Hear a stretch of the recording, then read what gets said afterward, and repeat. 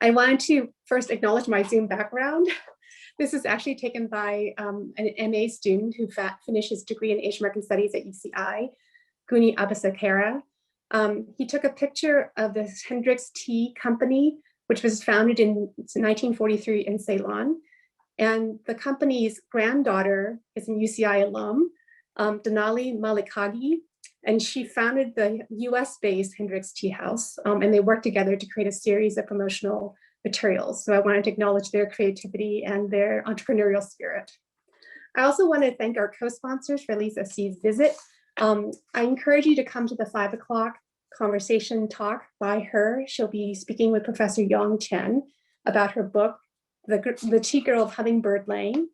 Also, I want to mention that I'm so grateful for UCI Illuminations for bringing such rich opportunities to us, as well as the Anteater Recreational Center and the support of the UCI media. This event is part of Asian Tea Week that is being co-sponsored by the UCI Humanities Center, the Center for Asian Studies, and the Jordan Center for Persian Studies.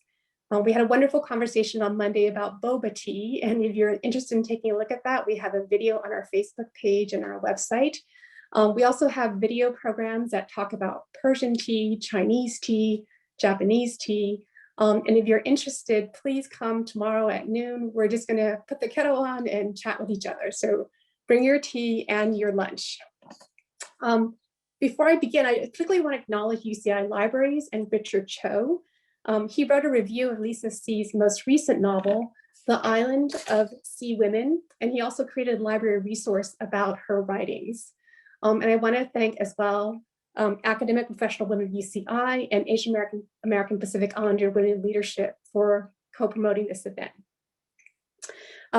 So thank you so much for your patience with that. I'm so honored to be in conversation with Lisa C. When I started my dissertation many decades ago, I read her book on Los Angeles Chinatown called On Gold Mountain, The 100-Year Odyssey of My Chinese American Family. Since then, Lisa has written a number of works that have become best-selling novels, including a trio of mysteries and 7 historical fiction novels, most of them set in China and the most really recent one in Korea, but also in the United States, exploring the Asian American experience. In each of Lisa's works, she's conducted detailed historical and ethnographic research to capture the accuracy of particular time periods and locations. And at the same time, she really brings these characters to life, helping us as readers to identify with the hopes and the fears of these characters, their sense of betrayal and commitment and friendship.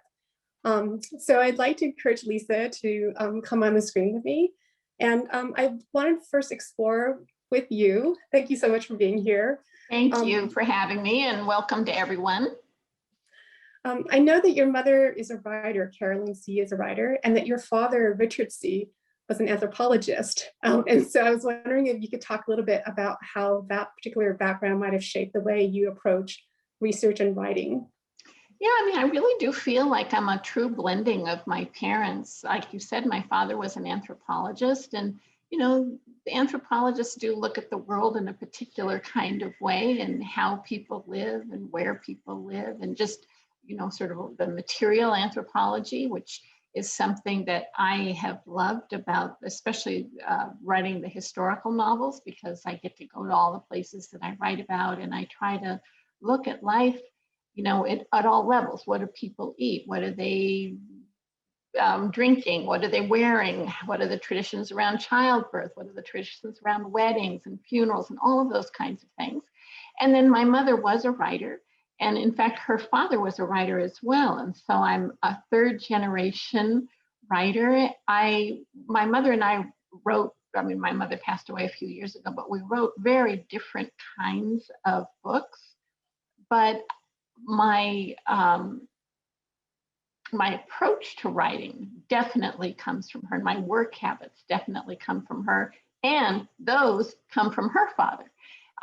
My mother's papers are at UCLA, and actually when I was working on Gold Mountain, the book that you mentioned, I found in her papers, and I was doing research, you know, on how my parents met and everything, I found a letter that her father had written to her. when she was in college, saying, you know, if you want to be a writer, you have to write 1,000 words a day. And of course, that's what my mother always said to me as well. So 1,000 words, it's just 4 pages, but you do that every day, you're going to end up with a book somewhere along the line. That advice makes a lot of sense because you're such a prolific writer, such a rich array of works. I'm going to be presumptuous and read something that you wrote. I did ask Lisa if she wanted to read instead, but she said go ahead. I wanted to read this passage from On Gold Mountain because I think it captures such rich themes that I think really run through the rest of your writings as well. So this is from the foreword. As a girl, I spent frequent weekends and most of my summer vacations with my paternal grandparents in Chinatown. We would pass through a moon gate guarded by 2 huge stone lions and enter the dark, cool recesses of our family's Chinese antique store. I'm going to jump ahead a little bit. At lunchtime, Grandma Stella and I would walk up the street to a restaurant that we must have had a real name, but that we just called the Little Place. Along the way, we stopped to chat with Blackie at the Sam Sing butcher shop with its gold leaf roast pig in the window. We stop in at Margaret's International Grocery and browse through the aisles with their salted plums, dried squid, and fermented tofu. At the restaurant, we go back to the kitchen to chat with the cook and watch as he packed up our order in cartons. My grandmother taught me how to wash the rice until the water ran clear. Then, without the aid of a measuring cup, pour water over the grains in the steamer up to the first knuckle of a hand. It didn't matter if it was her knuckle or mine, she explained. For 5,000 years, the system had worked perfectly. Finally, she would place a few lengths of lapchung, a delicious pork sausage, on top to cook as the rice steamed. Meanwhile, my grandfather would be chopping ingredients. Once the rice was on, I became my grandfather's second cook. The best I ever had, he used to say. Together, although all these years later, I can't remember a single thing I did, we could make up a dish of tomato beef for which he was remembered decades after his death. So I wondered if you could reflect a little bit about this passage. I think don't know, it's making me want to cry. And it's making me want to eat. I actually have my grandfather's tomato beef recipe on my website somewhere. I don't know where it is on there, but I know it's on there someplace. And, you know, he had a restaurant in the 1930s. It was called Dragon's Den. It was this, I think they called it like the 7th family style Chinese restaurant in Los Angeles. And food was so much a part of our family. But, you know, I think it's a part of every family, no matter what your background. But certainly for the Chinese, it's front and center. And those things that you were talking about, there's such home cooked kind of meals, you know, putting the lapchang on the rice and tomato beef. While it is a traditional Chinese dish, it also has that kind of American Chinese feel to it. You don't really see it on menus much anymore. It was sort of that, I sort of think of like 1930s, 40s, 1950s Chinese, you know, American style Chinese restaurant. And every once in a while, I know my cousin and I sort of long for that kind of food that you just don't see anymore. I just love the memory that you shared with us now and also that you wrote about. For me, one of the themes that really crosses your books is about a sense of generation and time, that you follow certain characters, but you're also interested in their family and their family, this kind of communication across generations. And I also love that passage of, you know, people have been cooking rice for 5,000 years and you get to learn this wisdom in the kitchen. To connect with your grandparents. It's just so beautiful. Yeah, and just weirdly enough, last night I made a soup where it had rice in it, and the recipe said, don't wash the rice. And I was like, well, okay. And then it just came out very goopy. I don't know, I didn't like it at all. But next time, if I ever make that, I mean, it was not a Chinese dish, but it was like, I'm so used to washing rice that it's just weird when, even to see that in a recipe telling you not to, you know, it was just odd. Well, this seems like a great time to bring in Jessica Von Roo. Jessica, thank you so much for joining us. I know you've identified 3 wonderful recipes to share with us. And I was wondering if you could also introduce yourself and your connection, especially with Chinese and perhaps Taiwanese cooking. Oh, but you need to unmute yourself. Sorry. I wish I had controls. I don't have, oh, not yet. Good? Yeah, you're good. Okay, now I'm good. I have no control over that. Sorry, everyone. So yes, I grew up in Taiwan. So I've actually gone through banquet training in Taiwan through a school called Wei-Chun. I speak Mandarin fluently, and I cooked with tea growing up a lot. We had tea at every meal. It's something that I grew up having all the time. So today what I wanted to do is show 3 recipes that use tea, one of them being the most traditional way that I grew up using tea in food, and they're tea eggs. So it's something that when you walk around any kind of convenience store in Taiwan, you would find it inside the 7-Eleven in a cooker, almost like a warmer, and it would have tea bags inside of it, and there'd just be these eggs that have been stewing for hours. And so I'll show you how to make that. But yeah, that's my little connection with tea and growing up in Taiwan. Do you want to go ahead with the tea egg Yes. recipe? So I'm gonna show you quickly though, not quickly, but I wanted to show everyone how to prepare tea too. So we're gonna do that first, and this is Kung Fu style, Gong Fu. I speak Mandarin fluently, so it's hard sometimes when you're trying to speak the American version versus the Mandarin version, but Gong Fu Cha is something that you find all over, and it's an actual technique of making tea. There's this vessel, which is a gai wan, and gai means to cover. So it's a bowl. Hold one up here too, closer. And she has one too, so it's a gai wan. So you can cover it up. And what you can do is you can put the tea leaves in here, and then the idea is that the lid of the cup will help kind of prevent the tea leaves from going into the cups when you serve it. So you can use that, or you can use a teapot. So those are the 2 that you're gonna brew the tea in. There's little filters that you can use, and you can pour the tea into the filter, and then you would take this to share the tea amongst all these little bowls. The main thing about making this is heating everything up. So we're gonna be talking about pu'er tea in a little bit, but this is loose pu'er. This is that I was able to buy. Some people will put it in and then add the hot water. You can add just the hot water to clean the bowl first, but I'm not actually brewing this right away. What I'm actually doing is I'm heating up the pot. I guess I am brewing it to an extent, but I'm gonna use this water to clean all and warm up all these little bowls. The reason why you use this tray, I'm not going to use this, I just did that just to show you. The reason why you use this tray is because underneath there's a little bit of room so that the excess water can fall down onto the bottom of that. So as that is brewing, I'm going to take some of that hot water and rinse these cups out. Usually you would do this with tongs because it gets very hot. So you can go ahead and rinse them out, and then they'll get hot. And some people will even take this and pour it on top of the teacup.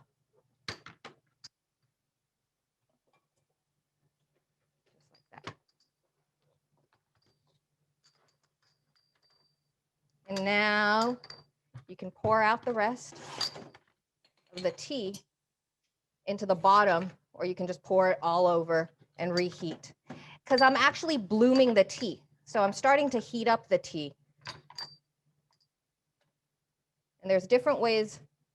The Japanese will do it in a different way, and different people will do it different ways. And so there's the tea in there. I'm going to add more water and let it brew now. And it depends. So it's about 5 grams for 150 milliliters. So about a tablespoon, a little bit more than a tablespoon for about half a cup, a little over half a cup. And I would normally let this brew for a little bit longer. For tea brewing, the trick is 5 seconds. If you feel like your tea is too weak, wait another 5 seconds. And then every time you brew tea, add 5 seconds if you feel like it's not strong enough. So I have this little strainer here.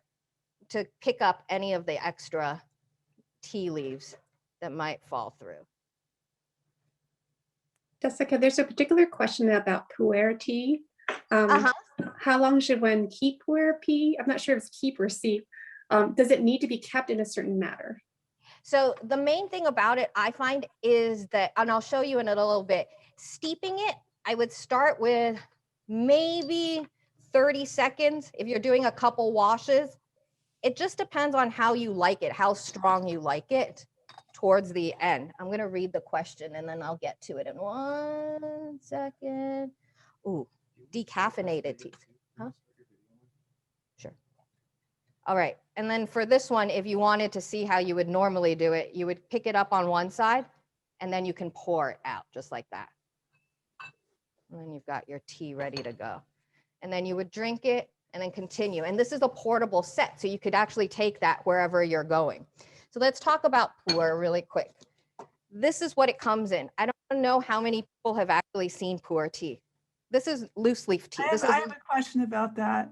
Yes. So pu'er tea is featured in the tea girl of Hummingbird Lane.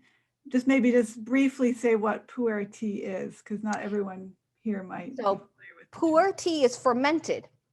And so what it means is... Well, actually, it's not necessarily fermented. Go for it, yes. Don't mind me jumping in here. No, please, that's the whole point. The thing about pu'er is that it does age. And so there's the naturally aged pu'er that can just, they process the leaves, they make the tea cake. The tea cake can be as small as the one that you're seeing on the screen now. They can also be this big, but the typical size is about like this, maybe a little bit, sometimes about this size, sometimes about the size of a Frisbee. And those can be stacked and then stored. This is, why they were compressed like this was when they used to travel overland, 1,000 miles in every direction to be sold. And so as they were traveling like that, they were aging. And, if, let's say, it went to Tibet, where they were traded these tea cakes for war horses, that's how valuable this tea was. And it took, carrying it 1,000 years ago, it took anywhere from 6 months to 2 years walking overland. And while people were walking, they were walking through rain and snow and humidity and heat. And so by the time they got to Tibet, the nature of the tea had actually changed. And so this tea is still really at the heart of the Tibetan diet. People drink up to like 20, 30 cups a day, but it's made with yak milk. And so this is the main basis of the Tibetan diet. But another direction it went was out towards Hong Kong and Guangzhou. Again, hot, very humid. And you all know, dim sum is really from that area of China. And dim sum can be quite greasy. So restaurants would buy large quantities of tea cakes and put them down in their basements. And again, they were sitting down there a long time and they started to age. And as they aged, they changed their nature. And so people would go to different restaurants in Hong Kong and Guangzhou, not for the quality of the dim sum, but for the quality of the tea that came out of that particular basement, because every basement was a little different. Now, you're right, Jessica, that there is a kind of artificial fermentation process that was developed in the 1970s. And so today we can buy the raw pu'er, which is just, it's only been processed. You could drink it at 3 days old, but you can let that sit on your shelf for years and it will naturally age and change its nature. Or you can buy the ripe pu'er, which has been artificially aged. And the way they do that is they have these huge, piles of tea, and they put water and stuff like that. And then they cover it with burlap. And it's kind of like having a compost heap, right? It's fermenting and changing under there, changing its nature. So again, you have different ways that you can drink the pu'er. And it's funny because when you order it, you get the choice of ordering it either raw or ripe. And so the main thing, I think a lot of people when they buy this might not realize it's a cake and it's not the easiest to work with. And so they'll look at it and be like, okay, well, what do I do with this thing? Letter openers work really well.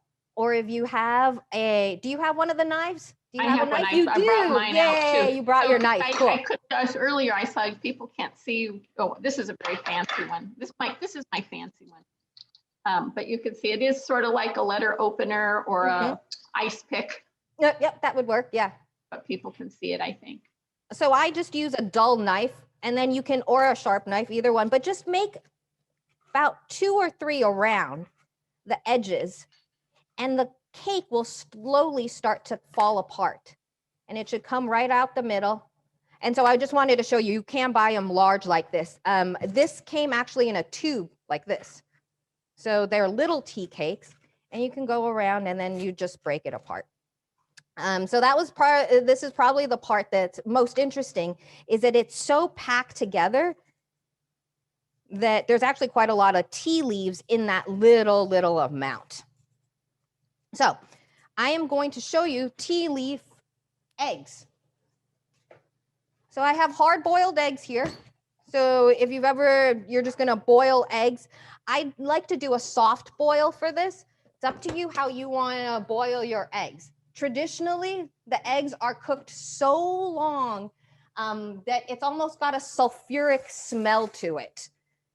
And people kind of freak out when they first see it. But what goes inside of it are these ingredients. And so there's cinnamon, fennel seeds, bay leaves, star anise, and I use Sichuan peppercorn. If you can't find Sichuan peppercorn, it's just, I like it because it gives it an extra kind of flavor. You can just use regular peppercorns. Or if you don't want to go through all of this, you just need to buy one of these bags. So this is a spice bag, and you can buy them at 99 Ranch, most Asian markets, and they come inside another little plastic bag, and there's these pouches, and they have all the spices in there, including fennel, cinnamon. There's a little bit of cumin in here as well. So if you're doing this, you would put this all into a cheesecloth, or if you have a bag, put it in the bag. It's okay if you don't, though, especially if you're doing this for home. I've got a little bit of sugar in there as well, and then soy sauce. And then I'm just gonna cover this with water. And I'll bring it up to a boil. And then I'm gonna put my eggs in there, and I keep my eggs in there for 1 hour. And then I turn it off. So I slowly cook it. And so I've been cooking these since yesterday. So if you look, the outside of the egg is almost this brown color. These were brown eggs, sorry, I cheated.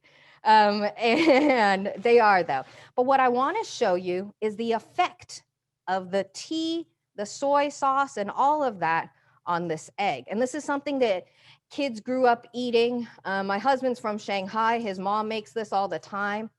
The funny thing about this is the best tasting tea eggs are warm, but you have to be able to peel a hot or warm egg, which isn't always easy. So there you go. And then it's got this cool marbled effect from just sitting in that liquid. And it's also from the tea. So I have in here, I have the pouch of spices, and then I have the tea bags ready to go too. And then if you cut through here, you'll see that the skin, it's starting to pick up a lot of that color. It's turning a little bit more brown, but the egg yolk also turns color.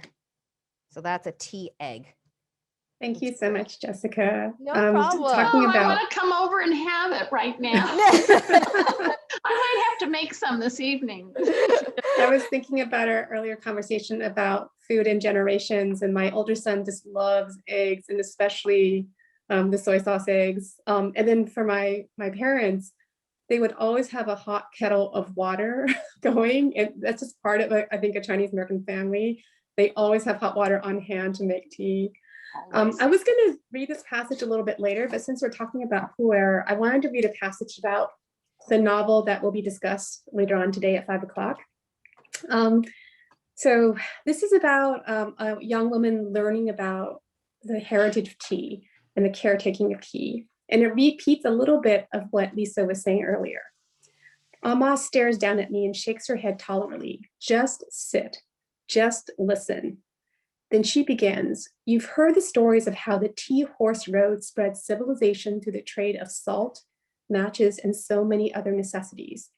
None was more important than exchange of our tea for Tibet's war horses. Each caravan might take 6 months to reach its destination, she continues.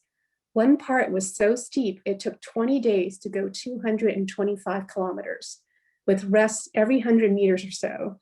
Many died from the hardship, falling from cliffs or freezing in blizzards. But those who survived to come home would turn around after a few days and start the trip all over again, back and forth, never ending. Now, girl, think of your female ancestors 30 generations back, walking all that way. As they traveled, they picked up wanted and unwanted guests on their bodies and in their belongings, pollens, seeds, and spores. Now look at the mother tree, the mother tea tree. It's as gnarled and twisted as ever. The trunk and branches are still infested with the various types of fungi, molds, orchids, and of course the yellow threads. All the life on the mother tree came from somewhere else. It was transported by our nomadic ancestors. You can see the tree shows the history of our female line. Lisa, would you like to comment? I would, and I want to make 2 comments. So if I forget later, will you remind me about leaves? There's just the leaves of pu'er. So the other thing about pu'er that we didn't mention is that it grows very differently than the way we think of most tea. So most people, when they think of tea plants, they think of those low shrubs. Maybe you've seen them in person, maybe you've seen them just in photographs, often on these terraces, and they're low and they're wide so that people can just sort of walk by and pick the leaves off the top. So it's very convenient. Every single tea shrub in the world is a clone. So they're all clones. This means that they have to be taken, somebody has to take care of them. They've been manicured and cloned into that shape. And again, this doesn't matter if you are in China or India or Japan or Kenya is now a big tea growing place. Now Hawaii is starting to grow tea, and also I think Oregon. So again, it doesn't matter where, they're all clones. And because they're clones, people need to take care of them. So they need to be fertilized, they need to be watered, they need to be sprayed for insects, all of that, this kind of man-made, and the leaf itself doesn't vary from plant to plant. How you get the different types of tea is how it's processed. So you'll end up with English breakfast tea or Lapsang Souchong or jasmine tea or you name it. It's come from that basic plant, and it's just how it's processed. But here's the difference with pu'er. Pu'er comes from the original tea trees. So before they were cloned, these were trees that grew from individual seeds. So each tree is individual. It has its own genetic makeup. And they've been growing by themselves in the jungle, and technically for a tea to be a true pu'er, it has to come from a tea tree that's 200 or more years old. So in Yunnan province, you see trees 200, 400, 800, 1,000 years old. I have a tea that's made from the leaves of one single 1,000-year-old tree. So, for 2 weeks, 1 year, they will just pick only the leaves from that tree to make this tea. There's a tree in China, 3,400 years old, that they know was cultivated for tea. So this is something that's been going on a long time. Now, the thing is about these trees, nobody was taking care of them. They had to survive on their own. Nobody was coming and fertilizing them. No one was coming and spraying them. And so they do have a lot of insects and parasites. One of them, I think, is called red crab spider, something like that. That, if that grows on that particular tree, it's going to have an effect on the taste. So the taste is unique because of the tree. And then the other thing is because they've had to survive on their own, well, two things. One is that they have their root systems, and their roots go out and they pick up flavors from the plants and other trees that are around them. So if there's like a camphor tree nearby, you'll have little flavor of camphor in that particular tea. But you could also be growing next to something that's poisonous, so it could actually make you kind of sick to your stomach. So that's one thing. But the other is because they've been surviving on their own, these old tea trees have phenols and also other enzymes and things like that in them that are what keep them alive, you know, that have protected them. And it turns out that a lot of those chemical properties of these old tea trees also have an effect on us. And that's why these, you know, the pu'er is so, one of the reasons why it's so valued, the flavor, but also the fact that it does have these really good medicinal properties to it as well. I mean, we know all tea is good for you, right? That's the given, but this is even better for you. Thank you. So much, you wanted Lisa. me to comment on, I'm sorry, I just had to get that off my chest. No, that is so Because, fascinating. But you had asked, oh, well, I think I sort of was covering that idea of people going back and forth. And, you know, this is how plants and animals move from place to place, right? This isn't anything new. And so when I was writing The Tea Girl of Hummingbird Lane, and I sort of envisioned this hidden grove with the mother tree and the sort of sister trees around it, that it would have these extra special medicinal qualities that nobody would really know what they were, but that they would have been things that could have been picked up on your clothing, could have been in the things that you were carrying that were brought here, or brought to the hidden grove. And of course, I really want to emphasize this does continue to today. You know, we are getting new parasites and different kinds of infestations, particularly in our trees. You know, here in Southern California, but really all of California, there's something called the Polyphagus shot hole borer that came from Vietnam about 5 years ago, and it's already killed 1 million trees in Los Angeles alone. So, you know, and it doesn't have what do you call it, an enemy here, you know, because it just doesn't. So this has been pretty devastating to the trees here in California. Thank you so much, Lisa. I'm sorry, the phone was ringing. I actually unplugged the phone, but I didn't unplug the one over there. I'm sorry. I was really struck by the theme of indigeneity and rootedness, like these trees that have been going for thousands of years, but that it's not in opposition to the sense of travel, of species exchange, that it enriches what is there. One of the interesting pairings that I think about this book is that it's about an ethnic minority that's in southeastern China, but it's also about transnational adoption. And so it seems like the theme of rootedness and travel, diaspora are connected in your book. And I was wondering if you wanted to say a little bit more about what inspired you to make those pairings.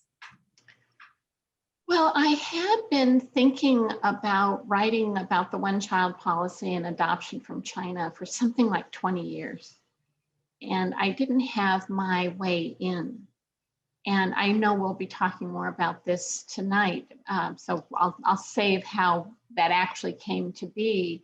But that idea, just what you were saying of how things travel and how they set down roots, and you know what becomes home. I was thinking about all of those things. And I did forget one other thing that I had wanted to mention before, which had to do with the leaf. And I don't know if we need to go back to Jessica for another recipe, but just remind me to talk about the pu'er leaf. Thank you so much, Lisa. Jessica, I know you have 2 other really wonderful recipes. Do you want to start on the duck? Is it duck or chicken? I wish it was duck. It's not duck. It's just a chicken. Oh, I'm still muted. No, you're good. No, I'm good. Okay, I'm good. Okay, so tea smoked chicken. But I have a question for you, Lisa.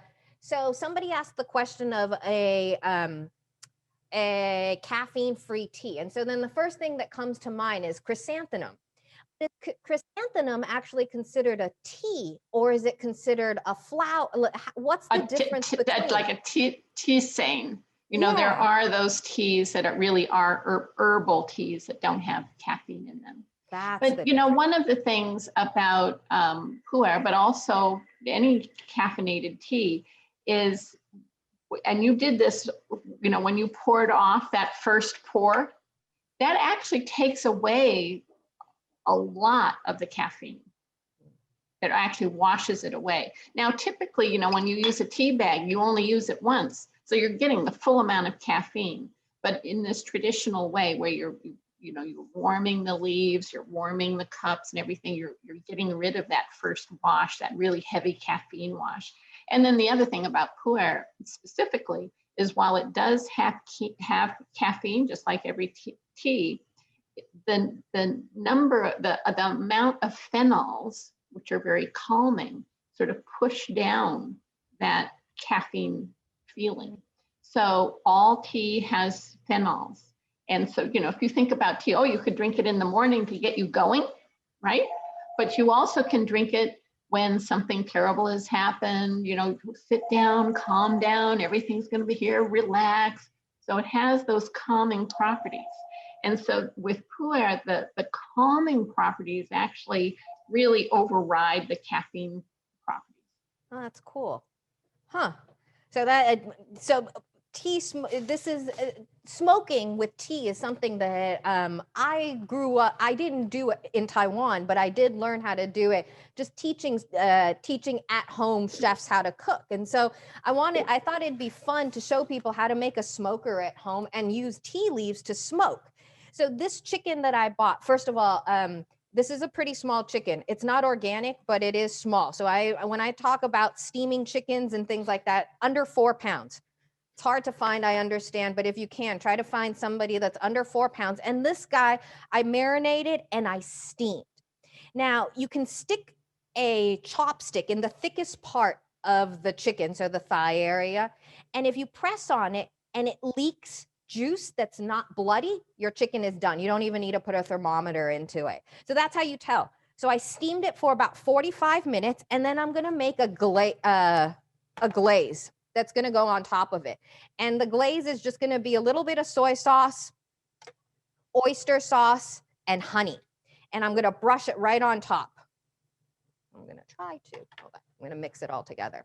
I already made it ahead of time so everyone can see what it looks like. But do this, try to do this in an open room that has good ventilation, because you're gonna smoke it and you're gonna burn some leaves. So I've got this mixture now. I'm gonna just put it all over. So I'm gonna coat my chicken with this mixture. The oyster sauce just helps it stick on. If you have just sweet soy sauce, that would work too, like the Thai sweet soy. I did stuff the cavity with a little bit of scallions too. So I have a big pot. You can use a big pot or you can use a wok. It's up to you what you want to use, but you want something that has a nice seal to it. Now we're going to protect your pan too. So you're going to coat the bottom with foil. On this foil, you're going to do a combination of rice. It can be any rice. I had jasmine, so I use jasmine. It doesn't really give any flavor. It slows down the burning process is what it's doing. Brown sugar, which speeds up the smoking process, and then your tea leaves. And so I'm going to mix that all together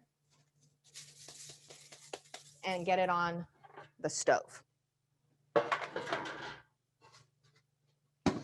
And you're going to burn it. So this is where I end up, you want to do this outside if you can. This is not fun to do indoors, and you want to seal it completely. So I have more foil, or if you have a towel, you can make sure, but you want to make sure that none of that smoke is going to come out from the side. What I'm doing right now is I'm heating this up, and you'll start seeing smoke wisp up, I think. Yes, you see it. Okay, perfect. So once you see that, you can transfer your chicken on top of there. and then quickly put a lid on it because you want to keep all that smoke inside. Okay, I'm going to smoke it for about 10 to 12 minutes. The longer you let it sit there smoking, the smokier it will taste. But you're going to take it out, and then after you take it out, you will have this wonderful smoked tea chicken, and it turns this nice brown color from the tea leaves, the brown sugar, and that little bit of rice. If you're interested in the skin, so a lot of people will ask me, how do those Chinese restaurants get the Peking duck skin or the chicken skin so thin and crispy and so forth? When you marinate it overnight, you can't cover it. You need to let it expose itself, and it'll dry out that skin then. That's why when you go into a Chinese restaurant that serves Peking duck, they're always hanging and they're drying then. And so it's the same idea. If you really want that like thin skin on this, you can dry it overnight, put the seasoning on it, but don't cover it, and just let that cold air kind of dry out that skin. But then you've got your chicken ready to go. I put a little bit of sesame oil, and you can go ahead and chop it up and serve it the way that you like. And that's it. That looks so good. I know. Can we come over? I know. I want to come over right now. It looks delicious and so pretty. We have a series of questions about pu'er tea, so maybe I will just read them, and then Lisa and Jessica, you can think about how you want to respond. And Lisa, I'd love to hear more about pu'er leaves as well. So the first question, are there other teas that require a bloom phase, or is it just with pu'er tea? What phase? I'm sorry, a what phase? A bloom phase. Bloom? The second question is there a consensus on how pu'er tea is aged? Do environmental factors affect how people age the tea? Humidity, dry environment? Okay, we got to stop because it's okay. too many. Yes. So yeah, the environment has a huge effect on how the tea ages and also how it tastes. So I get a lot of my tea from Bana Tea Company. It's Linda Louie. She's in Los Angeles, and her sister still lives in, I think it's Hong Kong. And so Linda will sometimes buy the same tea cakes and age half of them there and half of them here. So, you know, Southern California, hot and dry. Hong Kong, hot and very, very, very humid. And that tea ages, I mean, they both age, but they age differently and they age at different rates. And then the other thing is that it does pick up the flavors that are around it. So you wouldn't want to, for example, put your tea in a humidifier where there were cigars, because it's going to end up tasting like cigars. But this is part of why, when I mentioned earlier, people would go to restaurants, not for necessarily for the dim sum, but for the taste of the pu'er. That's because every restaurant was storing different stuff in their basements. You know, sometimes they had big things of ginger, or they had, you know, whatever it was down there was also going in and having an influence and an impact on the flavor of the tea. So that's one thing. And then the other, of course, is just the environment. So if you think of tea like wine, and when you know, people talk about wine when they're tasting it, they talk about the terroir, they talk about the year, they talk about, you know, the province that it grew in, whether it was Napa, whether it was Burgundy, because the soil, the amount of sunlight, the amount of rain, all have an effect for each year on each batch of tea. So people who are, you know, serious collectors, they pay a lot of attention to that. But, you know, we're now in this time period of global warming. Tufts University has had an ongoing multi-year, multidisciplinary project where they're working with farmers in the tea mountains of Yunnan to see what the effect of global warming or global climate change is having on these trees, on the medicinal qualities of pu'er, on the flavor profile of pu'er, because, you know, as it becomes hotter and drier, this is having an effect on the actual trees themselves. Thank you so much, Lisa. Do you want to talk about the leaves? Yeah, I did. So you saw Jessica earlier when she was breaking open the cake. And one of the things that's so different about pu'er, and you sometimes find this with other teas, like sometimes Iron Goddess of Mercy. I'm actually drinking some jasmine tea, which again was just regular tea if somebody wants to know how actual jasmine tea is made, but this is just a very small leaf. But one of the, tiny. But one of the things about pu'er is that they're using the full leaf. This isn't like with Lipton tea where you have or a tea bag. I don't mean to trash Lipton tea, but a tea bag, it's just chopped up leaf. It's what they call the dregs. And so these are whole leaves. And every time you pour, new water in your gaiwan or your teapot, it's actually opening up a different part of the leaf. So even though you might, if you use whatever 6 ounces of tea in here, and then you kept pouring new water on new infusions, maybe up to 15 different times, it's actually opening up a different part of the leaf, which means it has a different taste, and it hits different taste buds in your mouth, whether it's in the front, whether it's in the back, on the sides. And so it's constantly changing. And again, that's one of the reasons why people like this so much, because it's not just about that first cup. It's about what happens as you keep pouring the water on and how that leaf opens up. That is so fascinating. And I'm just in awe of your ability to keep all this information in your head for a project that you've done several years ago. So here's the thing. I was always a tea drinker, but this book turned me into a total tea snob. It's true. So. Jessica, would you like to show us your last recipe? Yes, and this is, well, so this is pretty much, I needed to make a dessert of some sort. And so I decided that we're going to make shortbread, because you get Earl Tea Shortbread. You can do the exact same thing with pretty much any tea. And so I have flour. And if people haven't made shortbread before, it's got to be the easiest baked good you can make because it doesn't take many ingredients.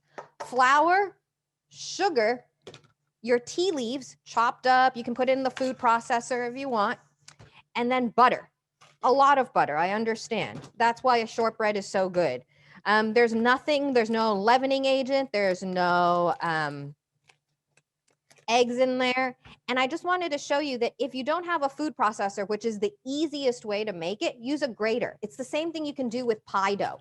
If you grate butter, it'll stay cold, whole, and you can get it to do what you want it to do then.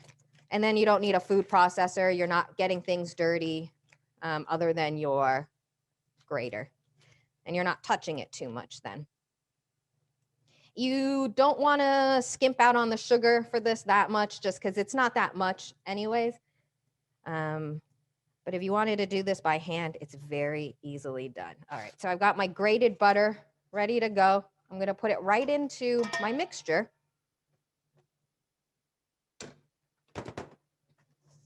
And then I'm just going to use my hands and gently break up that butter and coat it with the flour mixture.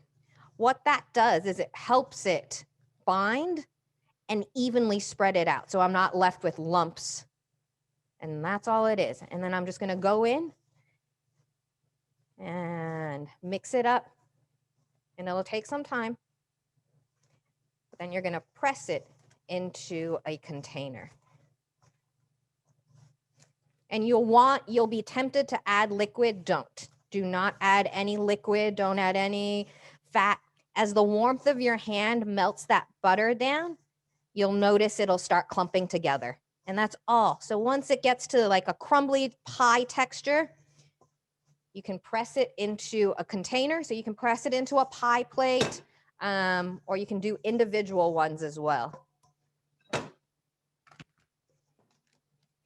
then go in and push down. And it's really pretty, the speckles in it from the tea. And then before you bake it, prick it really well, and it's 325 degrees for about 40 minutes. And then you've got this beautiful shortbread that comes out. I used a disposable, but you've got this beautiful shortbread that you can have with your tea then. And I made it the same size as the pu'er tea cake, just to have fun. But there you are. Hopefully you guys will make these things. That's so beautiful. Jessica, I've never thought about grating butter before. That's a great technique. During this pandemic, my older son, every day he asks us what we're going to have for dinner. So I'm just going to replicate your entire recipe. I have to teach tonight, so that's what everyone at home is having for dinner too, chicken. I know there's several questions about pu'er still, but I did want to just read one more passage of Lisa's work. And this is from the novel China Doll. And it's about a trio of young Asian American women who aspire to be dancers, entertainers, especially in the interwar period. And they relocated themselves to San Francisco Bay Area in order to seek opportunities there. I wanted to read just the opening, partly because I used to live in Ohio, so this really resonated for me. This chapter is called Grace, a Measly Girl. I traveled west along on the cheapest bus routes I could find. Every mile took me farther from Plain City, Ohio, where I had been a fly speck on the wallpaper of a small town life. Each new state I passed through loosened another rope around my heart, my legs, my arms, yet my whole body ached and I couldn't shirk my vertigo. I lived on aspirin, crackers, and soda pop. I cried and cried and cried. On the 8th day, California. Many hours after crossing the boundary, I got off the bus and pulled my sweater a little more tightly around me. I expected sun and warmth, but on that October afternoon, fog hung over San Francisco, damp and shockingly cold. Lisa, in many of your works, women really take front and center as you're both protagonists and as well as antagonists, and that you really show us their strengths and weaknesses and their hopes and their flaws. And so I was wondering if you wanted to say a little bit more about why it's so important for you to center women. Well, I am a woman. I do write about women. Most of my readers are women, but obviously it goes beyond that. So, if you actually sort of think about the history of Western literature, what we think of as the canon that's taught in universities, there are a few women writers. There's Jane Austen, there are the Bronte sisters, there's Emily Dickinson, George Eliot, but they're very few and far between. And it's not until you get to Virginia Woolf about 100 years ago that she's so successful. And that actually there starts to be more women writers who are being published. And so today, you have many, many more women writers. If you look at the bestseller list, you'll see that men still dominate that list. I can tell you that men still are paid far more than women writers. And yet 80% of all books are bought by women. So to me, to tell these stories about women, to write about women's relationships is really important. I sort of think sometimes of the great classics like, Anna Karenina. How would Anna Karenina be different if it had been written by a woman? So this whole idea that you've had centuries and centuries of men writing women's, about women, Romeo and Juliet, just the Taming of the Shrew, how might a woman have written that story differently?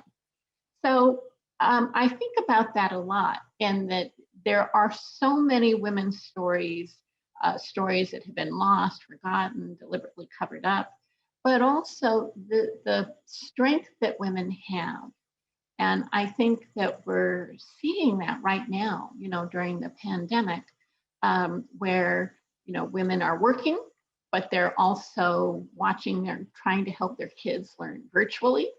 And I don't know about the people who are watching, but I can tell you who does the grocery shopping in my house, and it's not my husband. So, I feel like I've been the one who's been going out, with my mask and risking my life. So, you know, if you think about societies and cultures across the millennia, it's women who really are keeping the home, the family, culture, society moving forward. And then, of course, at the heart of that is food. No, it's not, and it's not just about making it and making sure that everybody eats, but it's how you get it and bring it back in.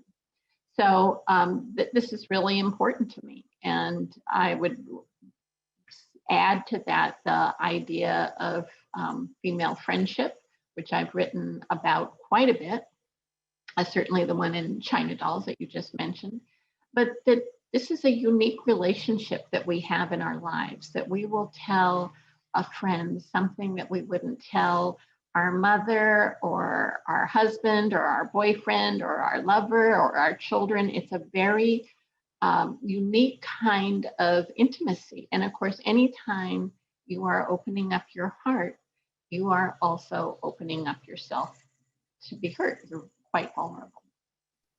That's really beautiful. I know we're getting close to the end, so I want to ask Jessica if there's anything that you want to share with us, and then I have one more question I want to ask Lisa as well. Nope, I'm just hope everybody can try these recipes out. They're actually really easy, and let me know how it goes, and shoot me an email if you ever have any questions about how to cook anything. Jessica, Well, there was I a question. Oh, please go I ahead. have a question. Do you have a preference of tea to use in the shortbread? You could use any kind, but do you have a preference? I really do like, I've tried jasmine and I like jasmine. I'm a jasmine drinker. I have my jasmine tea in my flask right now. So I swear that's probably why I don't sleep at night. So I'm a jasmine lover. Jasmine ice cream is one of my favorite ice creams. I've had it before. And so jasmine is my go-to. That's great, Jasmine, Jessica. Jessica, and also jasmine shortbread sounds so delicious. That sounds really, you know, that incredible aromatic aspect of jasmine that other teas don't necessarily have. Jessica, there was a question about whether you can show the bottom of the steamer. I think there was interest in what that looked like. Is that something you can show us? So I will show you, but I might set off the fire alarm. So if I set off the fire alarm, we're not signing back on. Everyone's evacuating. But ready? Okay, because it's going to be smoky when I open it. Ready? This will be a royal send-off. Yes, ready? 1, 2, woo! That's what it looks like. Can you see what it looks like? So Can you tilt it a little bit? Oh, very interesting. Thank you. So that's what it looks like. Lisa, I have 2 questions. One's like a public interest announcement. I think a lot of people were interested in where you got your pu'er and if you can maybe spell that source. And then the other question I have is, you had started talking about this, the impact of COVID-19, the pandemic on you, especially given the hostility that's been directed towards Chinese, Asian American people as a result of the political rhetoric around the virus. Yeah, so I get most of my tea from Bana, B-A-N-A tea company. It's in Los Angeles. I actually have a link on my website, but you know, you can just type it in and it'll pop up. Another tea company that I really like a lot is called Denong, D-E-N-O-N-G. She is the largest importer of pu'er into the United States. She's got some beautiful, beautiful teas. And she actually has a tea shop, traditional Chinese tea shop in Pasadena. So I don't know if it's open now during the pandemic, but you know, I think things were getting closer and closer to things opening up. And that's, you know, for all of you down there in Orange County, it could be a really great excursion. And then as far as the pandemic, this has been a big challenge for me. I mean, a year ago at this time, I was out on book tour for the Island of Sea Women. I was supposed to be out for 6 weeks. I went to 5 states in 5 days, and then the tour was canceled. And so, you know, this has happened to writers all across the country. All of our tours have been canceled, but it turns out you can do fabulous events like this without having to go anywhere, which is kind of fun.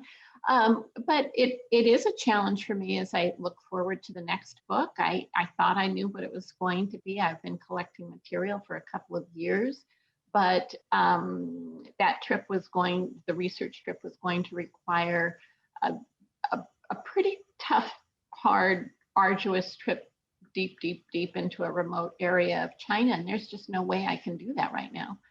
So the new book I'm working on is something that I can do from this room, but it is another historic novel that is about this is based on a true story, a woman who was a doctor in China in the 1400s, and which was not terribly unique. There were a lot of women doctors, but she did write the first book of its kind, man or woman, of her medical cases, which is published in 1510.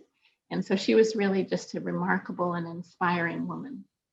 And then your last question had to do with? I think the kind of anti-Asian hostility that has been generated by COVID-19.